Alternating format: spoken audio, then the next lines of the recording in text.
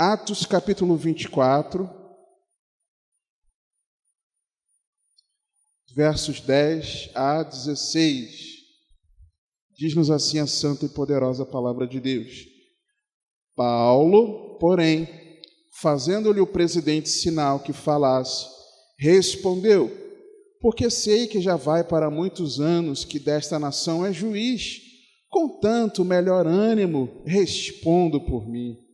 Pois bem pode saber que não há mais de 12 dias que subi a Jerusalém a adorar, e não me acharam no templo falando com alguém, nem amotinando o povo nas sinagogas, nem na cidade, nem tampouco podem provar as coisas de que agora me acusam.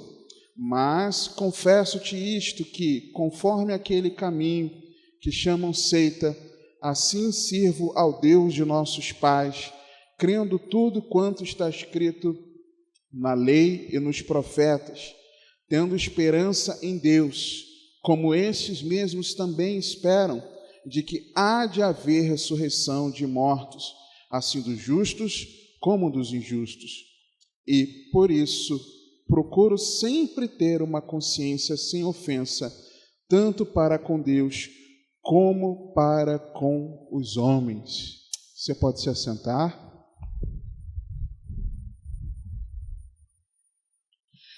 Queridos, instruções orais, verbalizadas, ou posição de astros no céu, mapas, rotas, mas atualmente já há vários anos, há décadas, GPS, tudo isso são exemplos de instrumentos de navegação ao longo da história da humanidade que nos ajudam a chegar a um determinado lugar, a nós seguirmos por um caminho. A instrução oral até hoje funciona. Se você chegar para alguém e falar: olha, eu quero participar de um culto, de uma reunião com as pessoas lá da Igreja Bíblica Cristã. Você indica o caminho. Eu estou vindo de Niterói, do Rio de Janeiro. Olha, você segue ali a Alameda São Boaventura, depois da Alameda, pega a RJ 104, segue sentido Alcântara. Quando chegar a Alcântara, não vai por baixo, segue por cima do viaduto que corta Alcântara. Mais à frente, mais alguns quilômetros, você vai chegar próximo ao radar. Toma cuidado com o radar, já era para você tomar durante toda a estrada. E chegando lá, próximo a Santa Luzia, você já joga para a direita, que você vai ter ali o viaduto, e você vai entrar na Avenida Alzira Vargas, logo depois do hotel que tem ali, Chanceler. Olha, você vai seguir mais tantos metros até você avistar o prédio da igreja. Do lado esquerdo tem um muro, era azul, agora é cinza, Um muro cinza, e tem uma placa lá, um banner escrito "A Deus toda a glória". É uma instrução oral que você e eu hoje conseguimos passar para as pessoas para que elas sigam por esse caminho.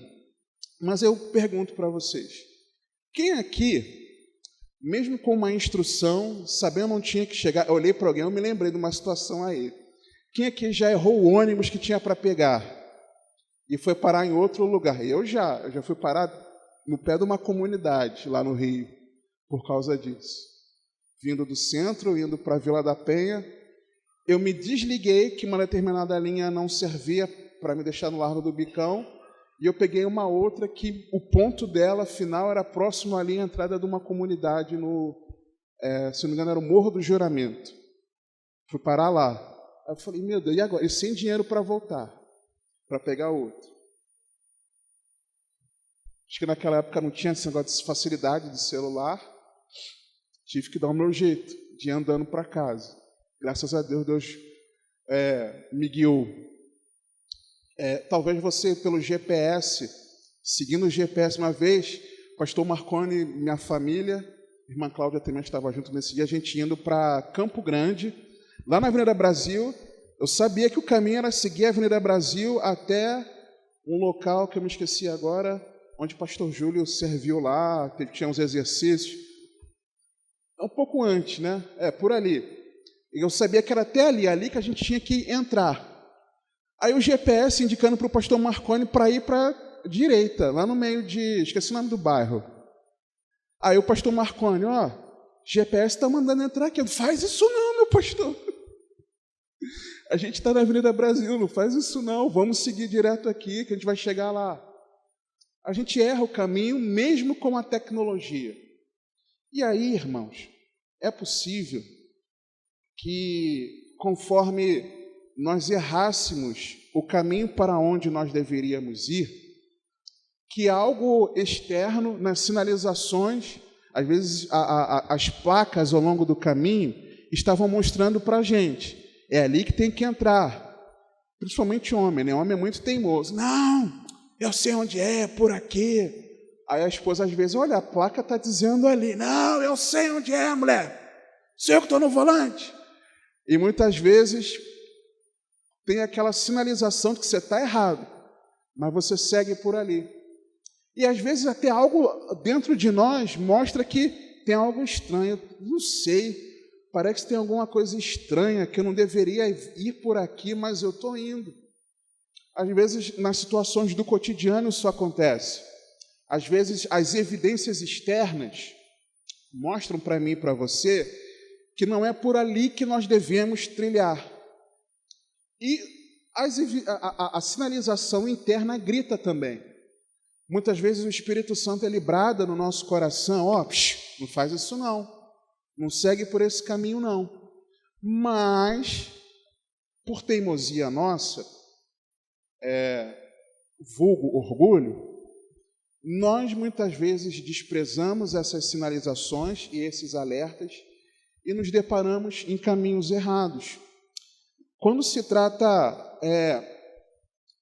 da nossa vida espiritual, quando se trata de nós pensarmos na eternidade, quando se trata de nós pensarmos no relacionamento com Deus, se eu perguntar para você, qual é o caminho?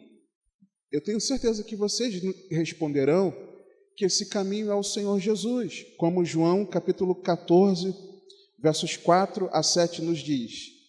Mesmo vós sabeis para onde vou, Senhor Jesus falando com os seus discípulos, e conheceis o caminho. Disse-lhe Tomé. Tomé já dava indícios que ele ia faltar o culto desde aquele culto quando o Senhor Jesus ressuscitou e apareceu aos discípulos.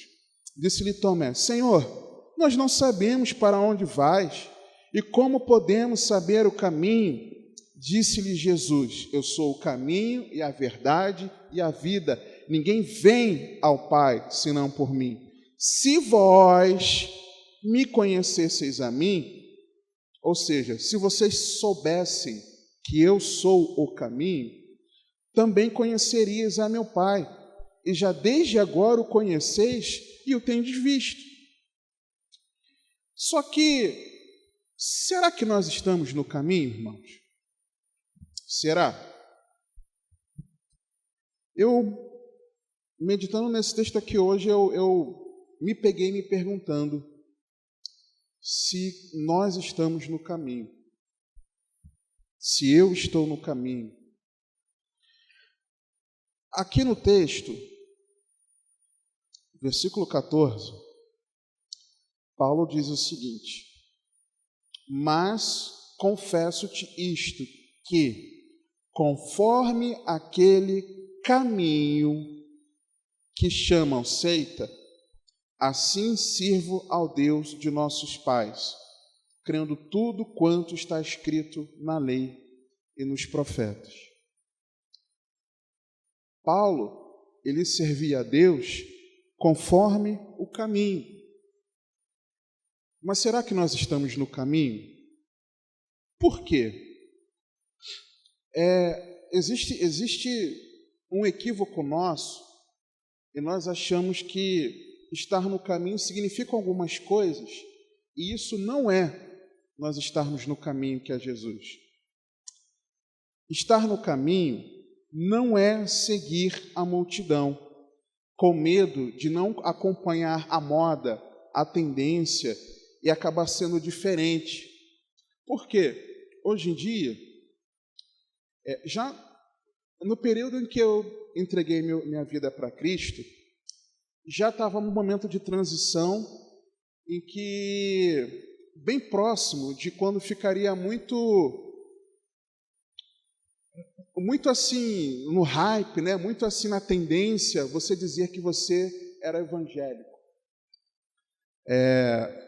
Eu tinha algumas reticências, porque a visão que eu tinha até então era de um cristão fechado para o mundo, para o relacionamento com as pessoas, alguém tapado, meio emburrecido, que não sabe das coisas da vida. Eu tinha uma visão muito muito torcida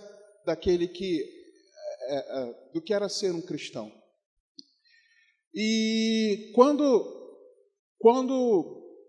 eu tomei a decisão de me render ao Senhor, uma música me ajudou muito, uma música que estava na moda na época, da comunidade evangélica de Nilópolis, se eu não me engano, que ela dizia, eu quero é Deus. Às vezes nós cantávamos na igreja ali em Galo Branco, eu quero é Deus. E eu vivia cantando isso todos os dias, de noite, de dia, sem parar, foi um acréscimo desnecessário para a música anos depois.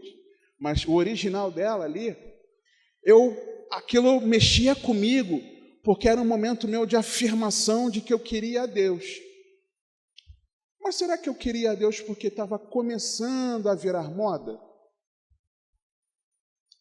Será que você talvez tenha dito sim, assentido, evangelista então gosta de dizer isso, você assentiu a esse ambiente eclesiástico, a essa vida religiosa, porque você via que os colegas estavam também assentindo, porque você ouviu falar daquele famoso.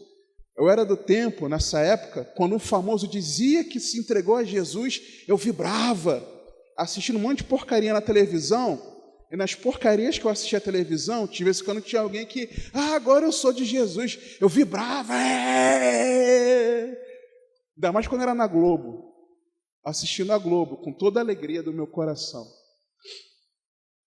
E talvez, por nós vermos pessoas próximas a nós, familiares, eu também não quero ficar para trás, eu também quero dizer que eu sou evangélico.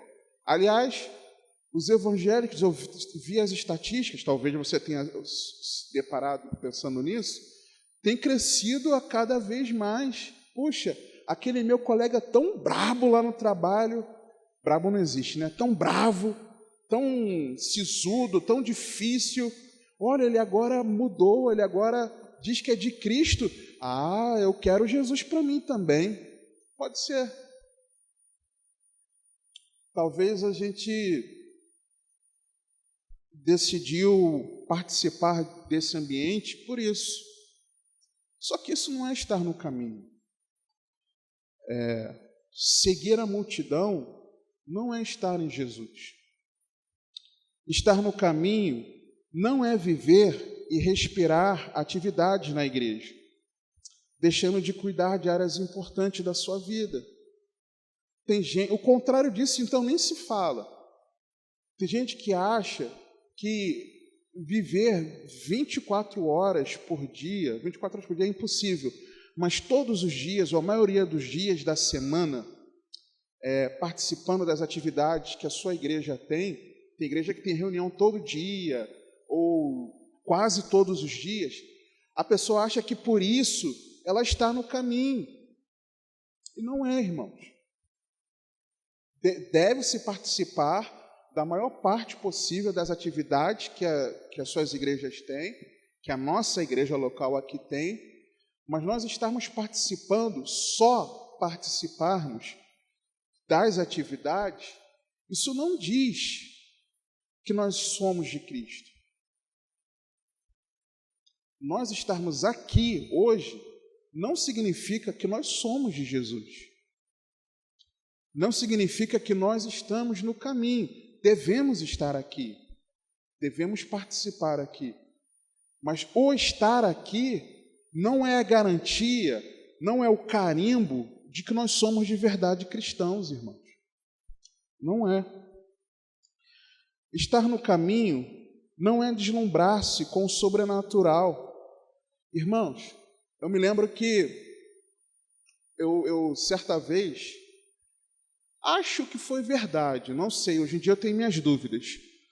Eu assistia a muitos programas evangelísticos, entre aspas, teleevangelísticos, entre aspas, hoje eu sei que não, mas eu achava que eram, de algumas instituições e que você tinha muitos testemunhos de muitas coisas. Aí eu fui participar de uma reunião de um desses lugares, eu chamo de lugar, porque é uma instituição, lá em Madureira. Morava no Rio, trabalhava no Rio, congregava aqui em São Gonçalo, mas morava lá. Saindo do trabalho, eu fui para uma reunião um dia de semana à noite em Madureira, que era como se fosse uma sede, que eles chamavam de sede, alguma coisa assim, daquela igreja no estado, ou na cidade do Rio. E aí eu fui, naquele dia, irmãos, eu vi se era verdade ou não. Hoje eu tenho dúvidas. Levantando da cadeira de rodas, alguém levantando da cadeira de rodas. No dia eu fiquei em êxtase. Uau! Ainda hoje Deus levanta pessoas da cadeira de rodas. Meu Deus! Que coisa maravilhosa! Por que não tem isso lá na igreja? Aí eu comecei a me perguntar. E eu deslumbrado com o sobrenatural ali e afundado no pecado. Anos depois, aqui em Alcântara, não, ali é Vila 3, né?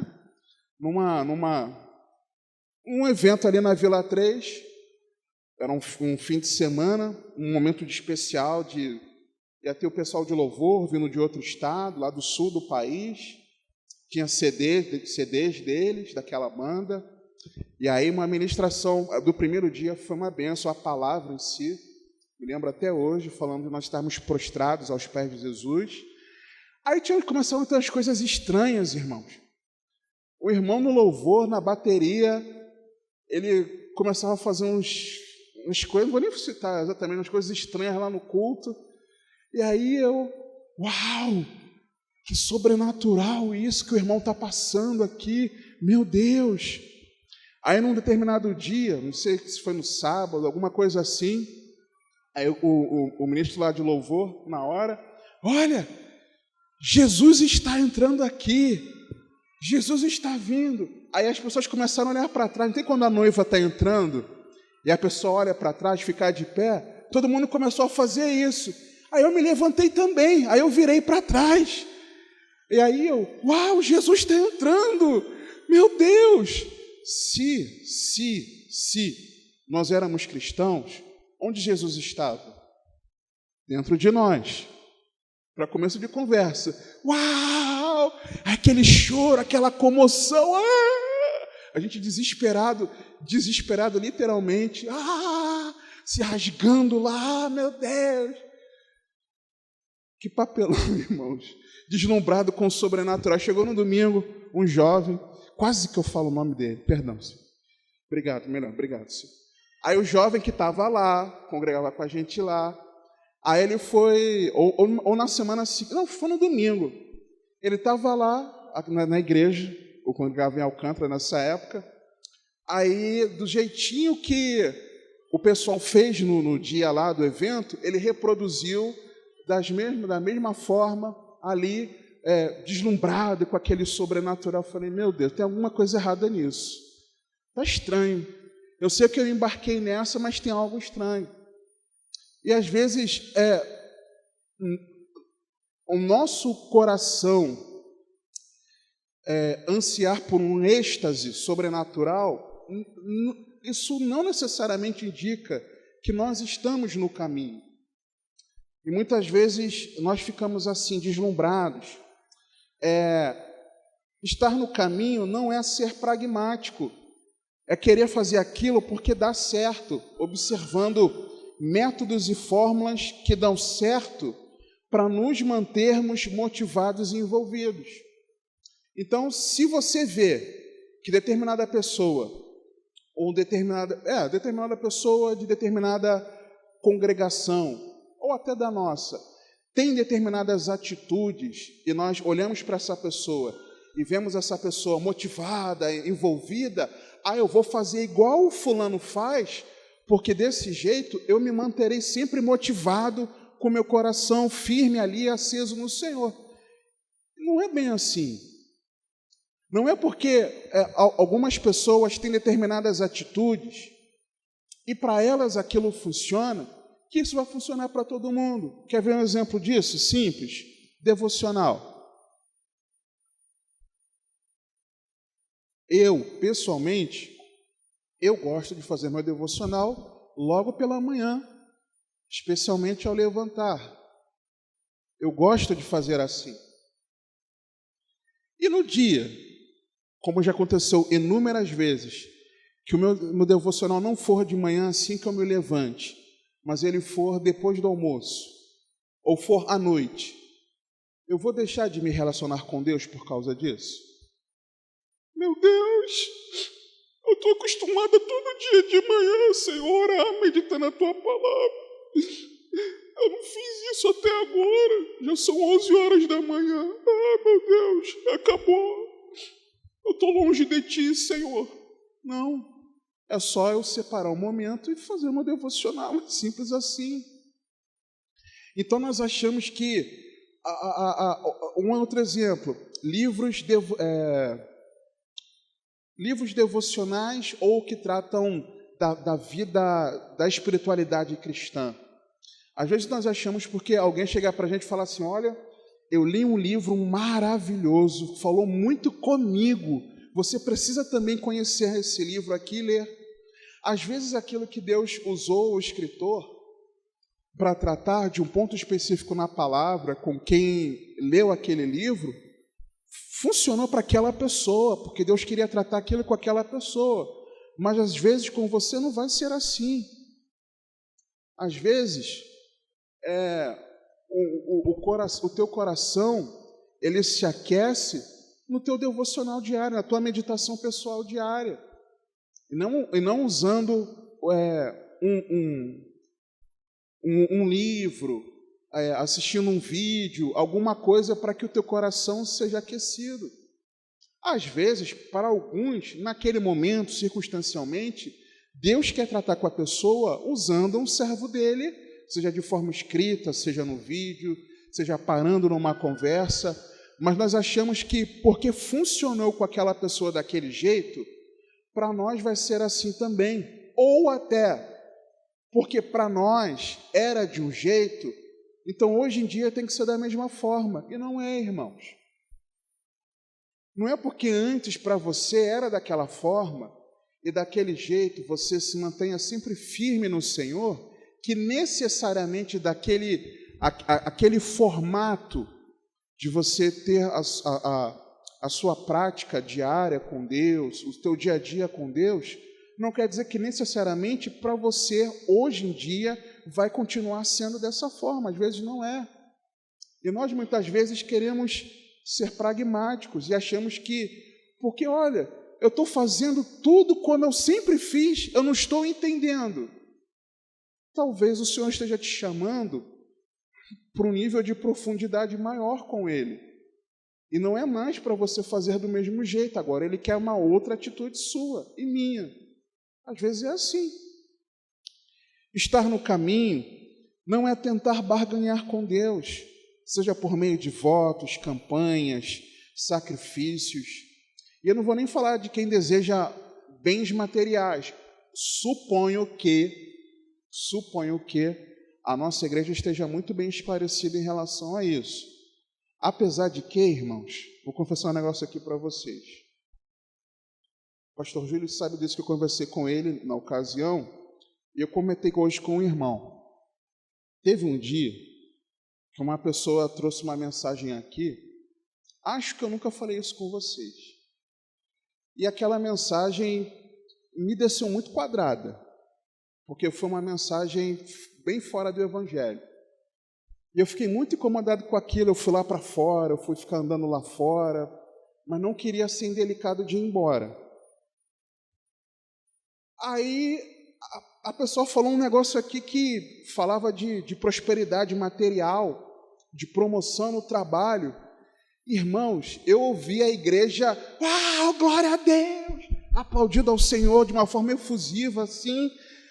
Eu falei, o que está acontecendo com a igreja onde eu congrego? Eu não estou entendendo.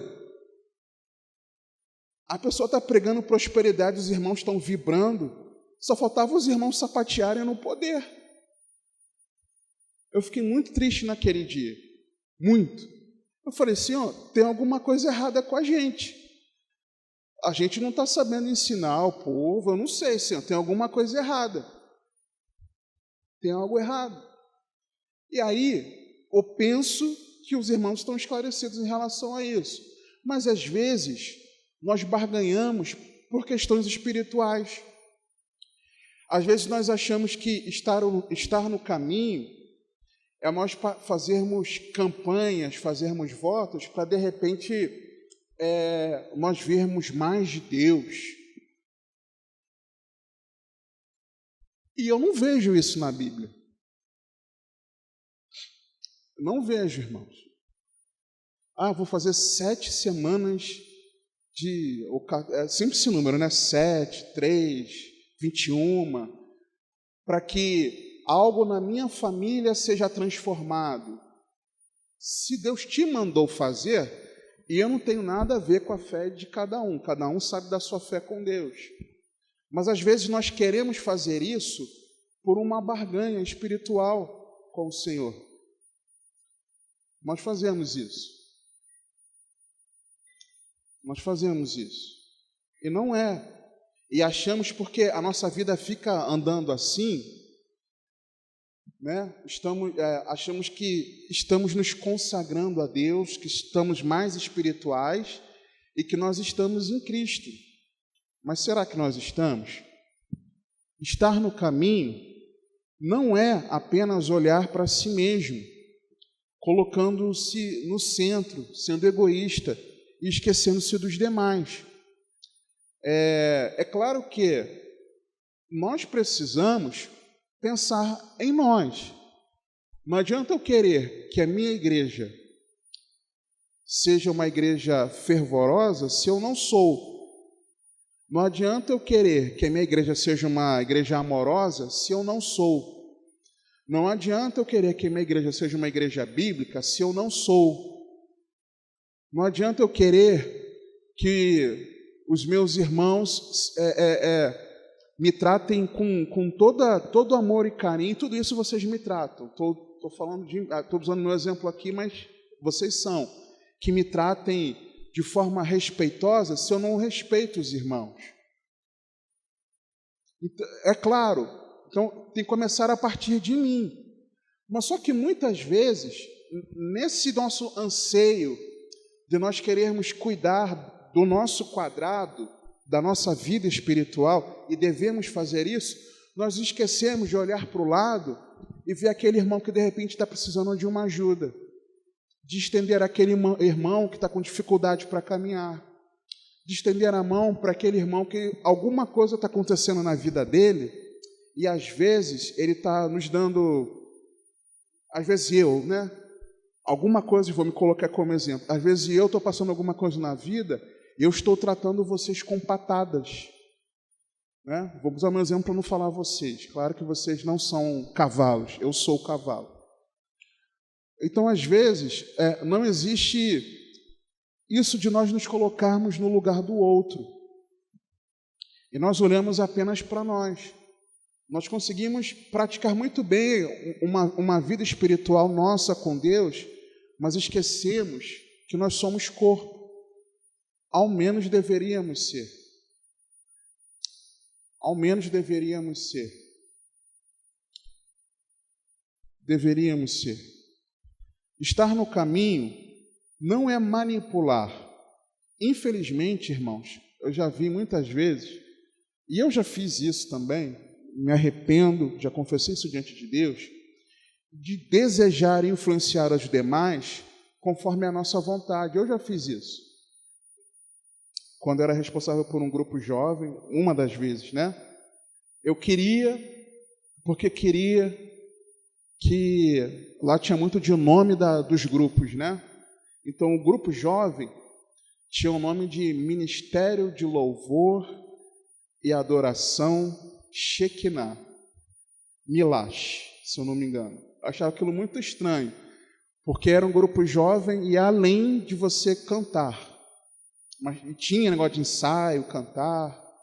Eu queria, não, jovem não só canta, se reúne para cantar, não, tem escola bíblica, tem um cuidado um com o outro, nós visitamos, fazemos culto no lar, e uma série de coisas, né? Não é restrito a isso. Aí eu queria, meditando em Salmo, agora vamos esquecer o Salmo, né? Salmo 127, se eu não me engano, e eu falei, não, nós precisamos ser a geração flecha. Mas como é que eu vou incutir isso na cabeça deles? Aí eu bolei um plano. Literalmente, irmãos, eu vou fazer uma votação, vou fazer um concurso de quem faz o melhor desenho de logo e de nome e vou colocar a igreja para votar. Falei com o pastor, pastorzão, eu estava querendo fazer um negócio aqui e tal, o senhor libera? Não, vai lá, vai ser bom, vai motivar aí o pessoal, vai envolver a igreja. Aí eu bolei esse concurso de nome e de logo, tinha lá a votação. E coloquei a minha versão lá, Geração Flecha, no meio. Aí um monte de gente participou, as senhorinhas da igreja, só que eu queria que o meu ganhasse. Aí o que eu fiz? Falei, vou arrumar uma consagração para os jovens no sábado de manhã, vou trazer uma palavra específica nesse salmo, se não me engano é Salmo 127. E os jovens vão ficar aquilo na cabeça, porque eles vão ver que está na palavra. No dia seguinte, era a votação. Eles vão votar no quê? Na geração flecha. Os filhos são como flecha na aljava, né? É certo. E não deu outra, irmãos. Eles votaram geração flecha. Eu fiquei todo bobo, todo feliz, porque eu manipulei os jovens. Eu pequei miseravelmente. As igrejas do ministério, né, as outras igrejas, escarneciam a gente que tinha o Guaraná Flecha, né, refrigerante Flecha. Ah lá, é refrigerante Flecha, quá, quá, quá. Inclusive tem um antigo pastor. Eles me zoavam, me gastavam. Eu todo feliz porque eu manipulei os jovens. E às vezes a gente faz isso de formas diversas. Nós manipulamos as pessoas. Isso não é estar no caminho. Estar no caminho não é desejar destaque, irmãos. E às vezes a gente quer destaque. A gente quer uma posição especial. Olha, servir a ceia é algo muito especial. Na minha época de obreiro, diácono, era algo assim, meu Deus. Não era nem obreiro, né? Mas servia, era colaborador. Servir a ceia era algo assim. Você está no ápice espiritual, meu Deus. A igreja olhando você ali do lado do ministro da ceia, eu me achava, né? E na época lá o obreiro usava gravata, né? Gravatinha. Eu me achava, né? Só faltava aquela auréola aqui. E eu no pecado, tá, irmãos? Não se esqueça disso. E eu me achava, eu sou espiritual.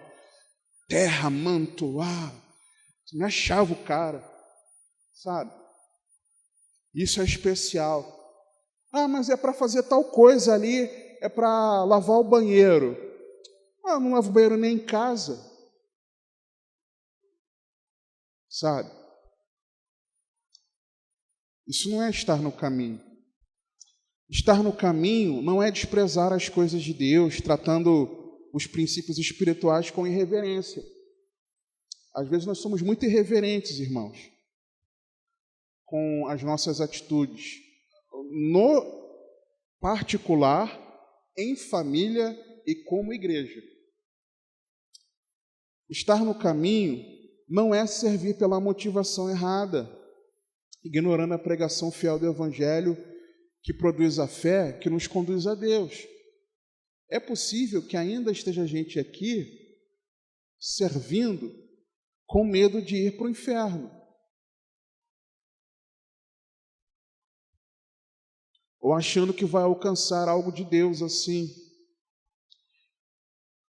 Estar no caminho não é resistir ao Espírito Santo, permanecendo de qualquer maneira, sem temer a Deus, achando que pode permanecer na prática do pecado. Quantas vezes mais será que a gente precisa ouvir, especificamente o Espírito Santo falando com a gente sobre o nosso pecado? Eu precisei ouvir 15 anos, irmãos, até tomar vergonha na cara, de um deles, estou falando de um, fora das outras coisas. Estar no caminho não é terceirizar a vida espiritual. Então, a gente acha que porque está aqui, alguém trouxe uma mensagem, o irmão orou aqui, o grupo de louvor nos conduziu no louvor, nós achamos que nós estamos bem. Durante a semana, tanto faz, nos outros dias que não tem reunião, seja aqui ou seja nos lares, tanto faz se eu pego na Bíblia ou não, se eu louvo a Deus ou não, se eu oro ou não, eu terceirizo. Ou, se nós temos algum familiar que também caminha na fé, nós queremos colocar na conta deles. Quantas vezes eu fiz isso? Eu lembro uma vez, irmãos, minha sogra, amo minha sogra, a segunda mãe para mim, meu primeiro ano de convertido, talvez, Natal, meus pais são separados, e meu pai ia passar a noite de Natal lá com a gente. Só que ele foi assaltado, indo lá para casa, ele foi assaltado na Avenida Brasil, levaram o carro, levaram as coisas dele, e eu fiquei nervoso com a notícia, que ele ligou lá para casa, eu fiquei nervoso com aquilo. O que eu fiz?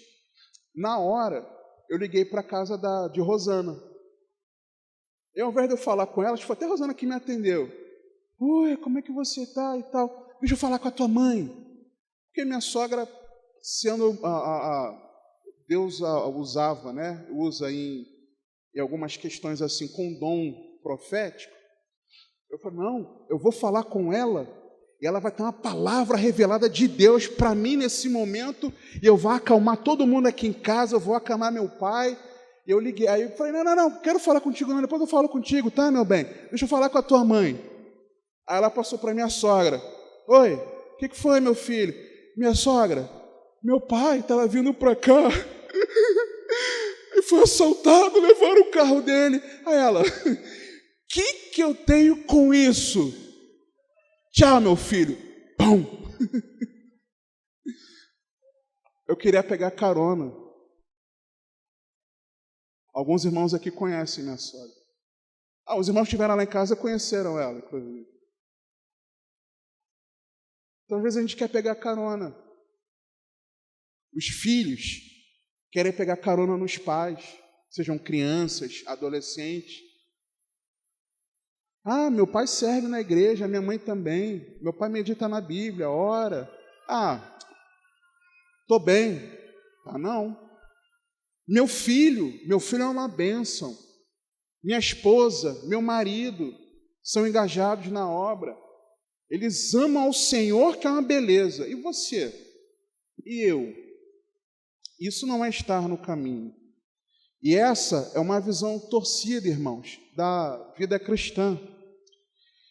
E aí, é importante nós lembrarmos um pouco sobre o caminho. O caminho ele é apertado, irmãos. Mateus 7, versos 12 a 14. Portanto, tudo o que vós quereis que os homens vos façam, fazei-lhe também vós, porque esta é a lei e os profetas. Entrai pela porta estreita, porque larga é a porta e espaçoso o caminho que conduz à perdição, e muitos são os que entram por ela. E porque estreita é a porta e apertado o caminho que leva à vida, e poucos há que a encontrem. O caminho ele é apertado, irmãos. É importante nós sempre nos lembrarmos disso.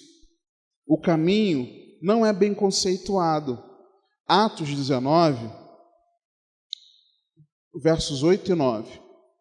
E entrando na sinagoga, falando aqui do apóstolo Paulo, falou ousadamente por cerca de 3 meses, disputando e persuadindo-os acerca do reino de Deus, Mas como alguns deles se endurecessem e não obedecessem, falando mal do caminho perante a multidão, retirou-se deles e separou os discípulos, disputando todos os dias na escola de um certo tirano.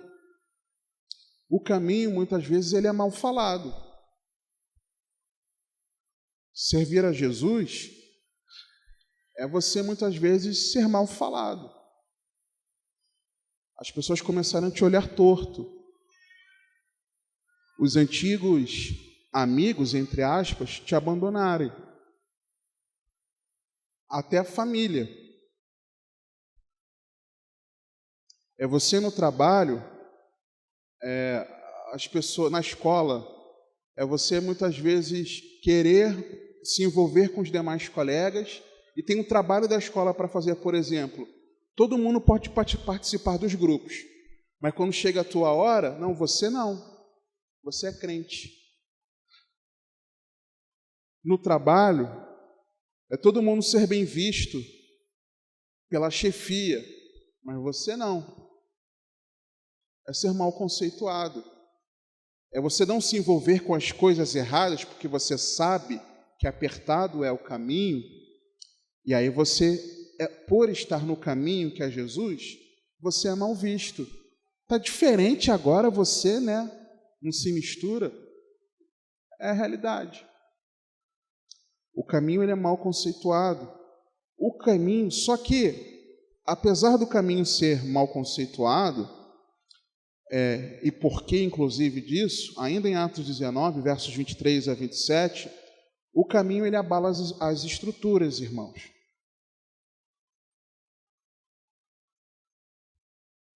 E, naquele mesmo tempo, houve um não pequeno alvoroço acerca do caminho, uma confusão, porque um certo ourives da prata, por nome Demétrio, que fazia de prata nichos de Diana, dava não pouco lucro aos artífices. Paulo, em Éfeso, na Ásia Menor, pregando o Evangelho, e ali muitas pessoas estavam rendendo o seu coração a Jesus. E por conta disso, nesse contexto, começou a acontecer o seguinte, verso 25, aos quais, verso 25, aos quais, havendo-os ajuntado com os oficiais de obras semelhantes, disse, senhores, vós bem sabeis que deste ofício temos a nossa prosperidade, e bem vedes e ouvis que não só em Éfeso, mas até quase em toda a Ásia, este Paulo tem convencido e afastado uma grande multidão, dizendo que não são deuses que se fazem com as mãos, e não somente ao perigo de que a nossa profissão caia em descrédito, mas também de que o próprio templo da grande deusa Diana seja estimado em nada, vindo a ser destruída a majestade daquela que toda a Ásia e o mundo veneram. Essa Diana dos Efésios, no templo dela, pessoas das mais conhecidas nações da época iam para lá para oferecerem a sua adoração. Os governantes entregavam lá, construíam colunas de mármore, algumas revestidas de ouro, com pedras preciosas, para adorar essa entidade. E ela era veneradíssima na época. Isso que era uma das 7 maravilhas do mundo, uma das maravilhas do mundo antigo, esse templo da deusa Diana. E quando Paulo pregava o evangelho, as vidas se convertiam, confessavam seus pecados, queimavam seus livros de artes mágicas, demônios eram expulsos, um reboliço santo estava acontecendo lá naquela cidade. E aí, quando as pessoas se convertiam, elas deixavam de comprar a imagem da Diana, porque elas agora serviam a Jesus. Deixavam de comprar, aqueles que vendiam essas estátuas deixavam de lucrar. Então, quando o evangelho chegou a Éfeso, a prosperidade, vamos dizer assim, dos ourives, ela começou a despencar. E o centro de adoração, eles estavam até com medo de que caísse em descrédito, porque aqueles que antes adoravam a Diana estavam agora adorando ao Rei dos Reis, Senhor dos Senhores, Jesus Cristo. Quando Jesus ele chega nas nossas vidas, quando esse caminho chega diante de nós, quando nós nos rendemos a esse caminho, quando nós desejamos seguir por esse caminho que é apertado e por muitos aí é mal conceituado, esse caminho ele causa não um pequeno alvoroço, mas ele abala as estruturas. Talvez você e eu seguirmos por esse caminho, nós vermos que a nossa prosperidade, talvez ela comece a decair. Porque negócios que antes nós fazíamos, agora que nós estamos em Jesus, nós não fazemos mais. Talvez coisas com as quais nós concordávamos, hoje nós não concordemos mais. Talvez caminhos que nos levavam a fazer coisas que para as pessoas aí são normais e que trazia para elas algum ganho financeiro, talvez pode ser que algum de nós seguisse por esse caminho, mas em Jesus não tem mais espaço. Quando esse caminho chega, quando nós chegamos a esse caminho que é Jesus, isso não tem mais espaço na nossa vida. Ganhar, fechar negócios usando mentira, fazer negociações, mentindo, para que nós sejamos beneficiados. Isso não faz mais parte de nós, irmãos. Ele abala as estruturas e precisa abalar. É você que às vezes, eu já vi isso, pessoas que se dizem de Cristo e querem vender, por exemplo, um automóvel para que não tenha problema com questão de imposto, na nota no recibo, né, que se fala, no recibo do carro, coloca um valor menor do que é o valor do veículo que a pessoa está vendendo. Pessoas que às vezes para conseguirem uma aposentadoria, um benefício no INSS, usa de mentira, usando advogado, vários esquemas. Isso não cabe, irmãos. Pessoas que para economizarem, fazem ligações clandestinas para sua casa. Isso não cabe na nossa vida, irmãos. Não cabe. E às vezes, aquilo que para nós, antes de Jesus, estava sendo um meio de prosperidade, porque fazíamos as coisas da forma errada, quando nós rendemos o coração a Jesus, isso não tem mais espaço, irmãos. Isso é estar no caminho. E além disso, ele complementa aqui, né, o Ourives. Ele fala não só do perigo da profissão caindo de crédito, mas do próprio templo da grande deusa Diana seja estimado em nada.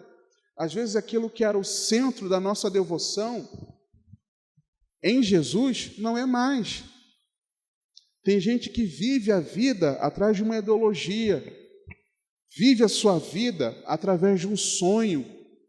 É um sonho meu de vida e vive a sua vida ao redor daquilo. Olha, enquanto eu não fizer a minha faculdade em tal área, eu não vou ser feliz nunca. Você não está, nem eu, estamos proibidos de cursar faculdade. Mas se o centro da nossa vida é esse, se nós achamos que seremos felizes só quando cursarmos aquele determinado curso, tem algo estranho. Ou só depois que eu tinha essa visão, né? Só depois que eu for funcionário público federal, aí eu vou estar feliz. E eu me tornei um funcionário público federal concursado. E eu não era feliz, porque eu não tinha Jesus de verdade. Depois que eu viajar para tal lugar, olha, aí sim, tudo na minha vida vai se encaixar. A vida gira em torno daquilo ali. Depois que eu for pai ou mãe, aí sim eu vou ser feliz. Depois que eu casar, que eu encontrar a minha varoa, ou encontrar o meu varão, aí sim a minha vida vai ser outra vida.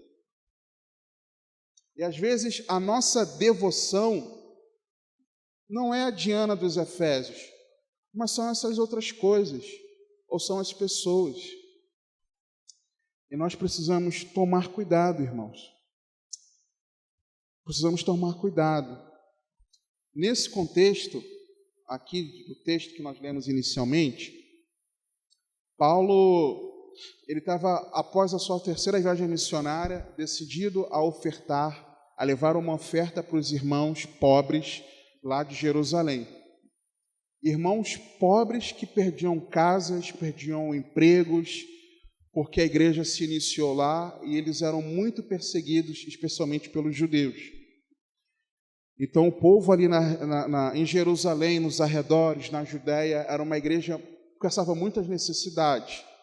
Paulo, sabendo disso, a gente vê isso tanto em Atos como nas epístolas. Paulo, ele passava nas igrejas conclamando aos irmãos serem generosos para eles levarem uma oferta especial para os irmãos de Jerusalém.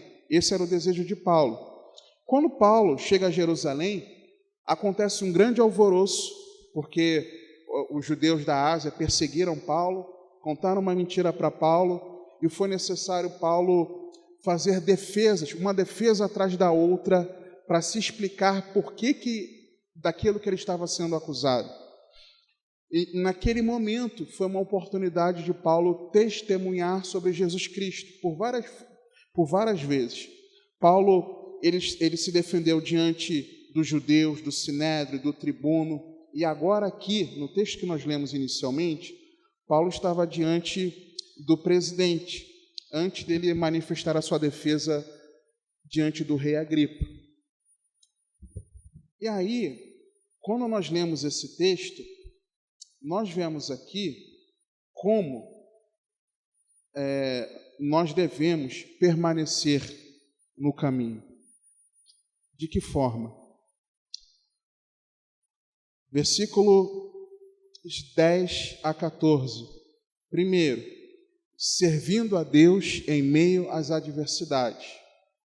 Estar no caminho é servir a Deus em meio às adversidades. Atos 24, 10 a 14, na parte A. Paulo, porém, fazendo-lhe o presidente sinal que falasse, respondeu: porque sei que já vai para muitos anos que desta nação é juiz, com tanto melhor ânimo respondo por mim, pois bem pode saber que não há mais de 12 dias que subi a Jerusalém a adorar, e não me acharam no templo, falando com alguém, nem amotinando o povo nas sinagogas, nem na cidade, nem tampouco podem provar as coisas que agora me acusam. Mas confesso isto, que conforme aquele caminho que chamam seita, assim sirvo ao Deus de nossos pais. Paulo servia a Deus, mesmo em meio às adversidades, mesmo sendo acusado aqui, como no versículo 5, de peste, promotor de sedições. Mesmo assim, Paulo ele se manteve ali servindo a Deus. Será que quando a adversidade ela bate na nossa porta, você e eu servimos a Deus? Será que quando as circunstâncias nos dizem não, você e eu servimos a Deus? Será que quando a gente passa por um momento de enfermidade, nós continuamos servindo a Deus de todo o coração? Será que quando as coisas não vão bem na família, nós continuamos servindo a Deus? Será que quando o trabalho traz alguns problemas, enfrentamos dificuldades lá, nós continuamos servindo a Deus de todo o coração? Será, irmãos? Será? Estar no caminho é servir a Deus em meio às adversidades. Segundo, como permanecer no caminho? Crendo em toda a Bíblia, irmãos. Crendo em toda a Bíblia. Versículo 14, parte B. Crendo tudo quanto está escrito na lei e nos profetas. Tudo. Eu creio que Jesus está às portas, mas quando a Bíblia me manda perdoar, eu não quero perdoar. Bom, você não está crendo na Bíblia. Ou eu. Eu creio que Jesus é o meu Salvador, mas quando é para eu ser manso e humilde de coração, eu não quero isso para mim, não. Eu não estou crendo em toda a Bíblia. São mínimos exemplos. Eu creio que Jesus, ele morreu pelos meus pecados, mas eu abandonar essa minha prática aqui, ele me entende. O Senhor conhece o meu coração. Eu falava isso com Deus, irmãos. Cara de pau, eu. Sem vergonha, eu fazia isso com Deus. Crendo em toda a Bíblia, irmãos. Isso é estar no caminho.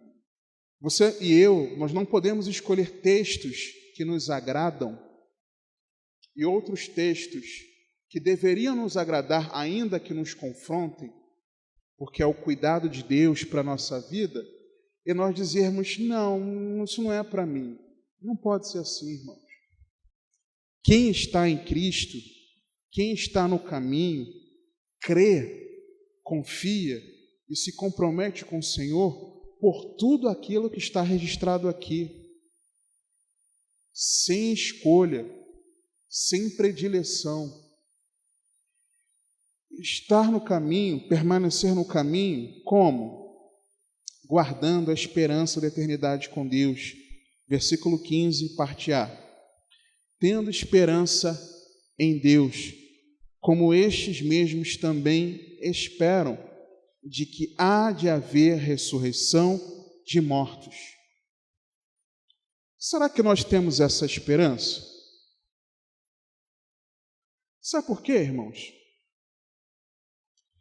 Eu já me peguei em momentos da minha vida em que a maneira como eu estava conduzindo o meu caminhar aqui na terra era de alguém que estava muito preso, muito arraigado nas coisas aqui da terra e muito despreocupado com a eternidade. Muito preocupado se aqui na terra eu estou bem, se eu estou me sentindo feliz, se as coisas estão indo bem na minha vida, e despreocupado em conduzir a minha vida na presença de Cristo. Às vezes nós nos preocupamos muito com o trabalho, com a nossa capacitação profissional, com a maneira como nós vamos prover a nossa família, e devemos fazer isso, mas muito despreocupados com uma vida espiritual, com uma vida de comunhão com Deus.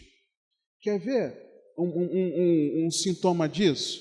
É nós nos esquecermos que a eternidade não é quando a nossa vida aqui na terra terminar, seja através da morte ou quando Jesus retornar e estivermos vivos.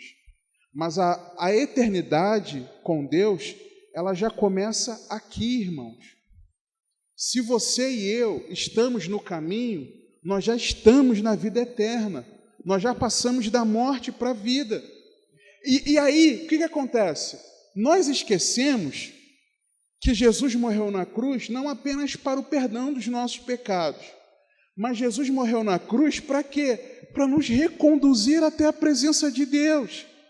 E aí, quando você e eu nós desprezamos a Deus no nosso dia a dia, se nós desprezamos o relacionamento com Deus no nosso caminhar, nós não estamos guardando a esperança da eternidade, irmãos. Porque se aqui, hoje, nós dizemos que somos de Cristo, e isso não está vivo em nós, e sabemos que hoje, já aqui, ainda que nós não o contemplemos com os nossos olhos físicos, mas pelos olhos da fé nós já podemos contemplar a maravilha que é nós pertencermos a Jesus. Se nós desprezamos isso, nós estamos desprezando a eternidade e não guardamos essa esperança. Nós estamos nos enganando, irmãos.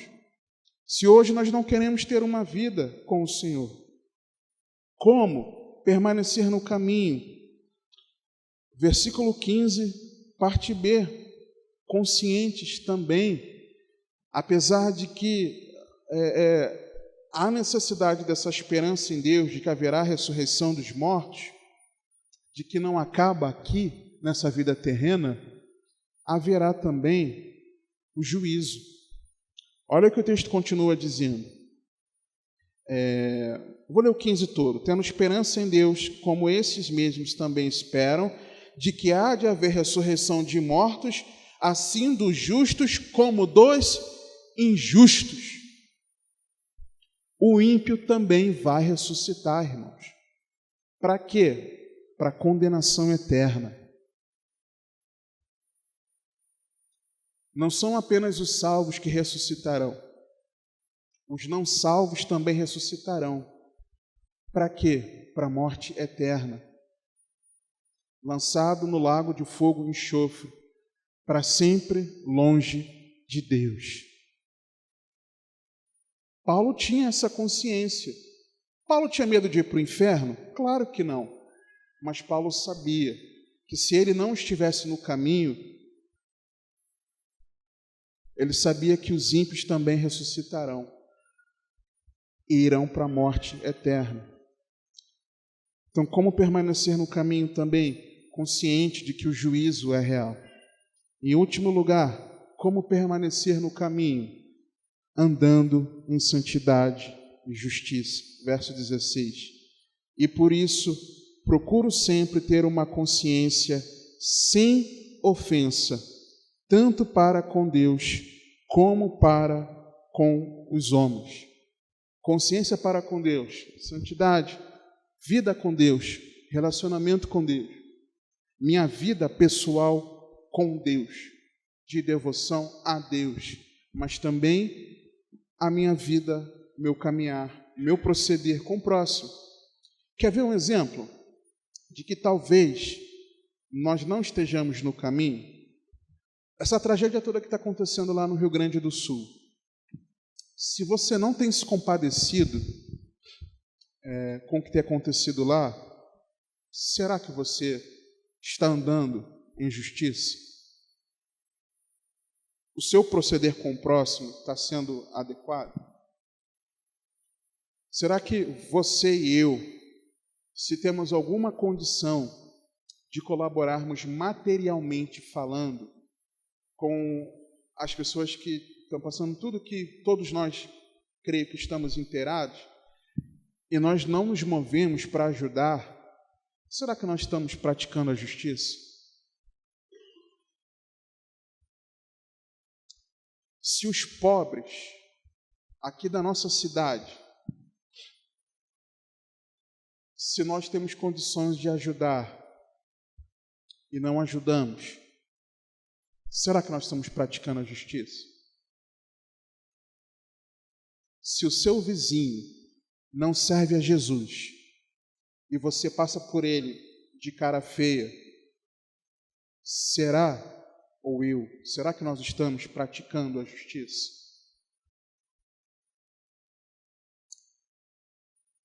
Como permanecer no caminho, servindo a Deus em meio às adversidades, crendo em toda a Bíblia, guardando a esperança da eternidade, conscientes da condenação eterna e andando em santidade e justiça. Era isso que Paulo fazia. Isso para Paulo era estar no caminho. E para mim e para você. Amém? Feche seus olhos. Queria que você se coloque de pé. Feche seus olhos, vamos orar. Pai, eu quero te pedir apenas uma coisa, Senhor. Não nos deixe enganados, Senhor. Por favor. Por favor, Senhor. Não nos deixe enganados. Te agradecemos por esse momento e por aquilo que o Senhor tem nos mostrado na Tua palavra ao longo desse dia. Em nome de Jesus. Amém.